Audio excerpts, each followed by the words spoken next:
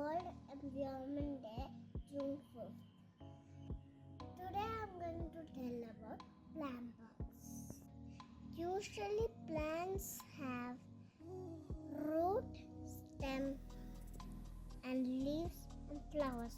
Some plants also have fruits. This is the small plant and this is the plant's root. This is the plant's stem. This is the plant's leaves and something is growing on it. So this is some jasmine flower and it's growing on this plant. This is a tiny jasmine. I'm going to plant a mango tree.